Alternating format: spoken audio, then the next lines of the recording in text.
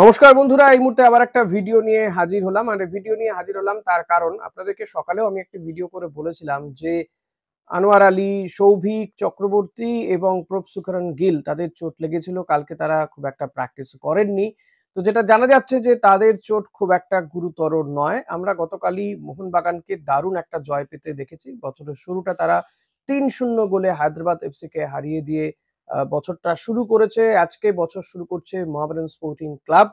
মোহামেডানের সঙ্গে নর্থ ইস্টের ম্যাচ রয়েছে এবং মোহামেডানের এটা অ্যাওয়ে ম্যাচ। বছরের প্রথম ম্যাচ মোহামেডান জিততে চাইবে, কিন্তু জিততে চাইলেই তো হলো না। মোহামেডান স্পোর্টিং এর এই মুহূর্তে ভাঙাচোরা দল নিয়ে তারা নর্থ ইস্টের মতন শক্তিশালী দলকে মোকাবিলা করতে নেমেছে। যাই হোক, তারা চাইছেন জয় পেতে, কিন্তু আদৌ তারা কি জয় পাবে সেটা যথেষ্ট প্রশ্নের মুখে।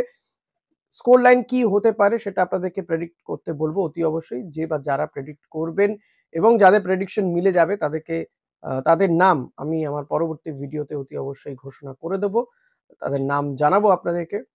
ইস্টবেঙ্গলের একটি আপডেট দেওয়ার জন্য এই ভিডিও করা। আমরা দেখেছিলাম যে হায়দ্রাবাদ এফসি ম্যাচে ইস্টবেঙ্গলের ক্যাপ্টেন ক্লিটন সিলভা তিনি যে একটি গোলের জন্য ঝাঁপিয়েছিলেন, গোল করতে গিয়েছিলেন লফটেড বল, এবং সেখানে হায়দ্রাবাদ এফসির যে গোলকিপার অর্শদীপ সিং তিনিও এগিয়ে আসেন এবং অর্শদীপ যেভাবে পাটা তুলেছিল তাতে বড়সড় বিপদ ঘটে যেতে পারত ক্লিটন সিলভার।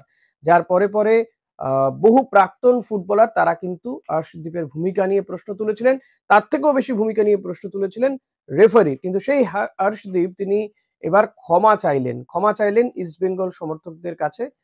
কারণ অর্শদীপ যে ঘটনা ঘটিয়েছিলেন তারপরে পরে সোশ্যাল মিডিয়াতে পোস্ট করেছিল বহু মানুষ। আমিও একটি ভিডিও করেছিলাম। সেখানে কিন্তু বারবারই অর্শদীপকে কাঠগড়ায় তোলা হয়েছিল। বলা হয়েছিল যে অর্শদীপের যে ঘটনা তিনি ঘটিয়েছেন সেটা কখনোই কাম্য ছিল না একজন ফুটবলার হয়ে, এবং তার ইন্টেনশন নিয়ে প্রশ্ন উঠেছিল। খুব স্বাভাবিকভাবেই যেভাবে তিনি ঝাঁপিয়ে পড়েছিলেন বা যেভাবে বলটা ধরতে এসে তার পা বাড়িয়ে দিয়েছিলেন সেটা কিন্তু তার ইন্টেনশন নিয়ে প্রশ্ন তুলে দেয়। খুব স্বাভাবিকভাবেই অর্শদীপের কানেও এই বিষয়টি গিয়েছে, সমালোচনার বিদ্ধ হয়েছেন তিনি। আর এই মোহনবাগানের ম্যাচ খেলতে এসে মোহনবাগানের সঙ্গে পরাজিত হওয়ার পর সেই অর্শদীপ কিন্তু ক্ষমা চাইলেন ইস্টবেঙ্গল সমর্থকদের কাছে। তিনি বলেছেন যে একজন ফুটবলার হিসেবে তিনি কখনোই চাইবেন না তার জন্য আরেকজন ফুটবলার ইনজিওর হোক, কারণ তিনিও ইনজুরির মধ্যে দিয়ে গিয়েছেন। এটা সমস্ত ফুটবলারের জীবনে, খেলোয়াড়দের জীবনে ইনফ্যাক্ট এসে থাকে কোনো না কোনো সময়। কাউকে কাউকে বারংবার যেতে হয় ইনজুরির মাধ্যমে। কিন্তু অর্শদীপ তিনি বলছেন তিনি কখনোই সেটা চাননি। হ্যাঁ, যেটা তিনি করেছেন সেটা তার করা উচিত হয়নি বলে তিনি পরবর্তীতে ফিল করেছেন বলে মনে হয়।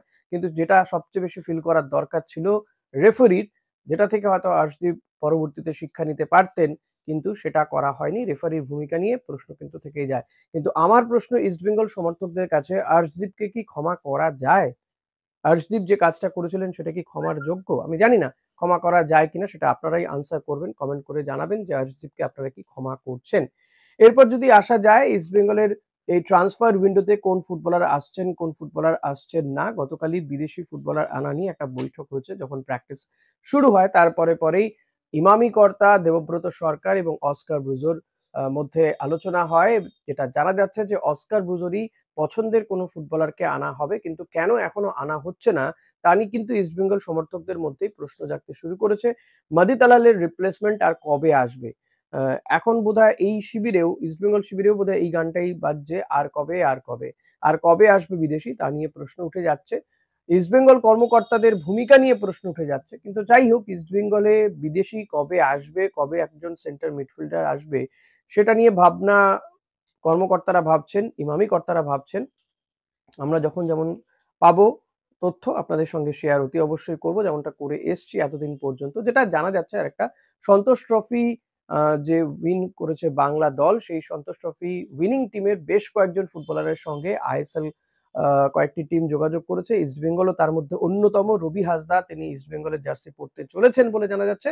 আবার তার সঙ্গে মোহামেডান স্পোর্টিং ক্লাব তারাও যোগাযোগ করছেন বলে জানা যাচ্ছে। তবে কোন দলের হয়ে তিনি মাঠে নামবেন, আইএসএল এ কি আদৌ নামতে পারবেন, সেটা এখনো কিন্তু কমপ্লিট তথ্য পাওয়া যায়নি।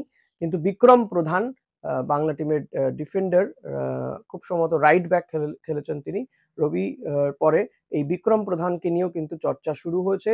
সন্তোষ ট্রফি উইনার বিক্রম প্রধান তিনিও দুর্দান্ত ফুটবল খেলেছেন এন্টায়ার টুর্নামেন্ট। তো বিক্রম প্রধানকে হয়তো দেখা যেতে পারে ইস্টবেঙ্গল জার্সিতে, ইস্টবেঙ্গলের সিনিয়র দলে। আইএসএলও তিনি খেলতে পারেন। যেভাবে রবি হাসদা স্বপ্ন দেখেন আইএসএল এ মাঠে নামার, সেভাবে আমার মনে হয় বাংলা টিমের সমস্ত ফুটবলাররাই কিন্তু স্বপ্ন দেখেন আইএসএল এ মাঠে নামার।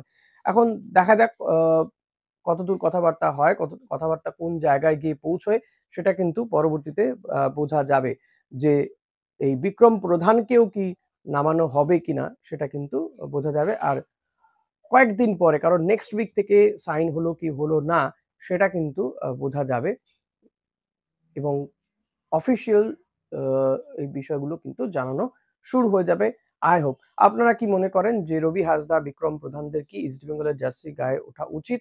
ইস্ট বেঙ্গল কর্মকর্তাদের এই যে ভূমিকা সেটা নিয়ে আপনাদেরই বা কি বক্তব্য? অতি অবশ্যই আমাকে জানাতে ভুলবেন না। তবে আবারও বলবো যে আজকের যে ম্যাচ রয়েছে মোহামেডান স্পোর্টিং এবং নর্থ ইস্টের মধ্যে সেই ম্যাচের প্রেডিকশন করুন।